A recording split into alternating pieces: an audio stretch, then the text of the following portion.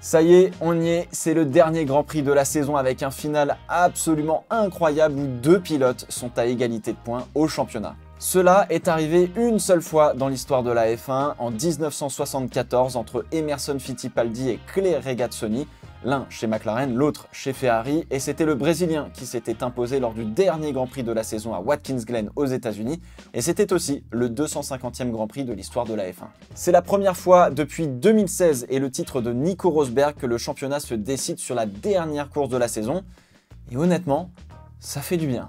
Du coup, dimanche, qui va gagner entre Lewis Hamilton et Max Verstappen après la saison la plus longue de l'histoire de la F1? On va essayer de voir ça ensemble.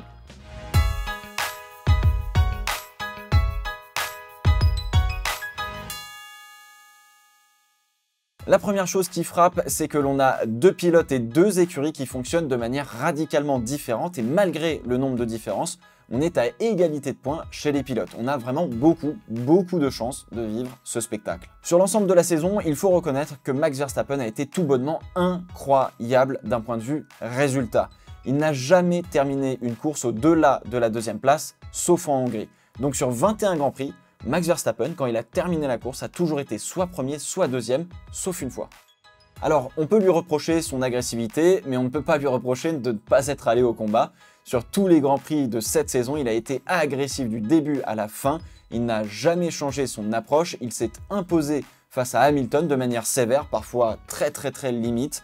Il a joué toutes les cartes qu'il avait à sa disposition et c'est aussi cela finalement qui l'a mis dans la posture de pouvoir jouer le titre mondial, mais on va y revenir. Alors cette année, Max Verstappen a été d'une constance absolue en termes de résultats. Lui et son équipe ont su maximiser les opportunités. Ils n'ont fait aucune erreur à part en qualif à Jeddah et ils ont réussi à faire flancher finalement le navire Mercedes sur des stratégies comme en France par exemple.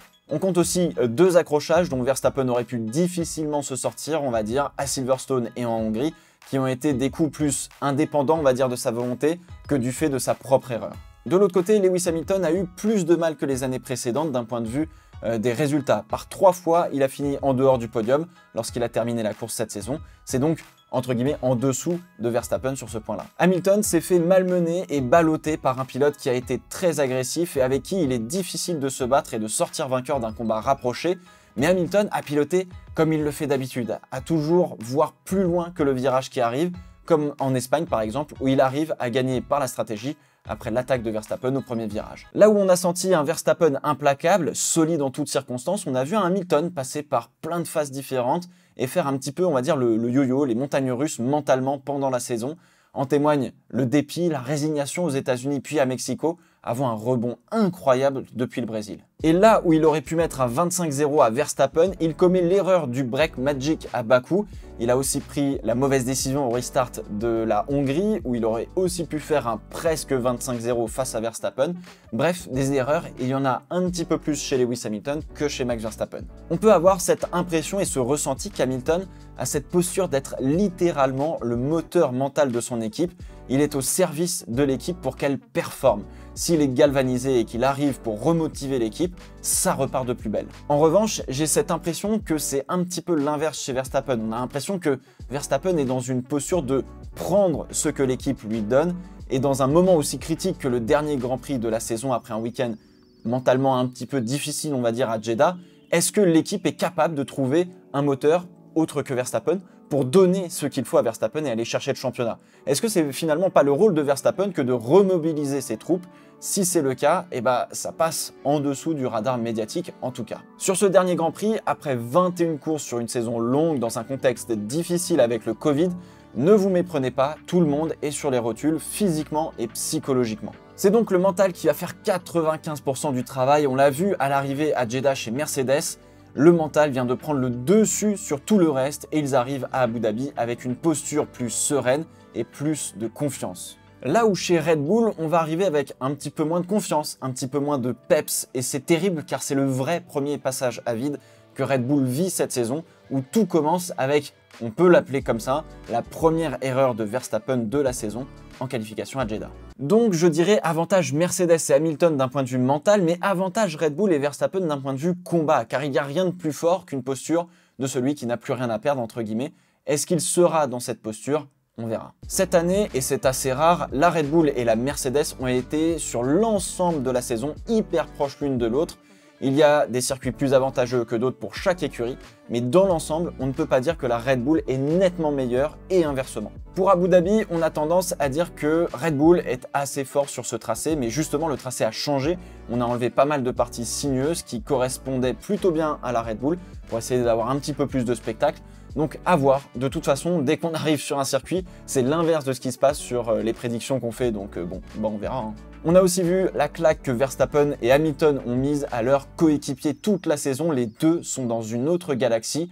Bottas a fait clairement un meilleur job que Perez qui découvrait pour la première fois une équipe dans laquelle il allait jouer des podiums et le titre à la régulière sur sa saison. Et on y vient à l'histoire des accrochages. Toute la saison, les deux ont été à 110% et là où Verstappen a maintenu un niveau d'agressivité élevé, Hamilton a rehaussé le sien plusieurs fois, Portimao, Silverstone, Monza ou encore Jeddah pour ne citer que ces moments-là.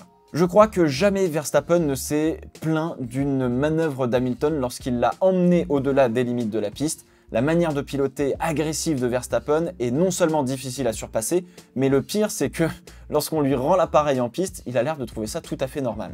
Est-ce que le championnat peut se solder par un accrochage et un double abandon des deux voitures ?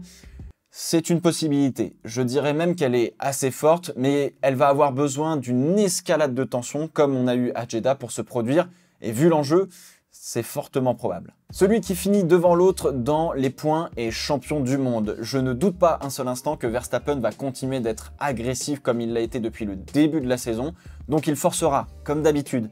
Et en plus, il a la carte de si on est dehors, je suis champion du monde, sur laquelle il va pouvoir s'appuyer aussi. En fait, cela va jouer du contexte de la bataille et de la physionomie de la course. Au premier virage, je doute que Hamilton tente le tout pour le tout, alors qu'en fin de course, il va peut-être se laisser une première tentative avant d'aller peut-être au contact, je sais pas, pour prendre son dû.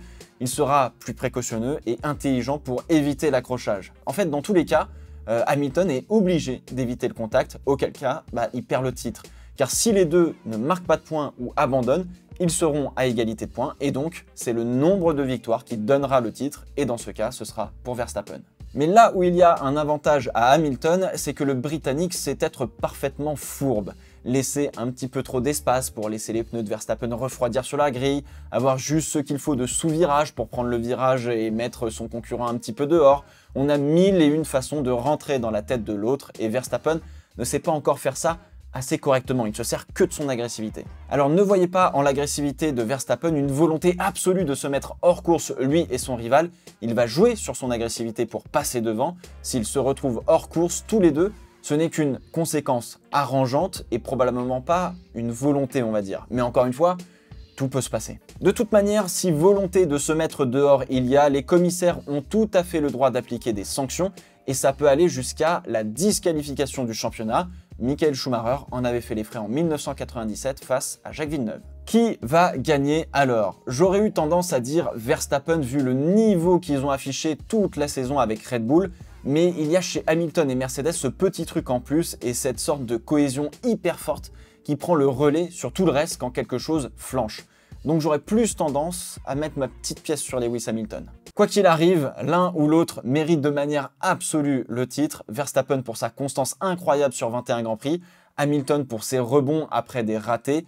Et le problème dans tout cela, c'est que dans les deux cas, je serai heureux pour l'un et déçu pour l'autre, car les deux histoires sont tout simplement sensationnelles. Et pour vous, qui gagnera le championnat ?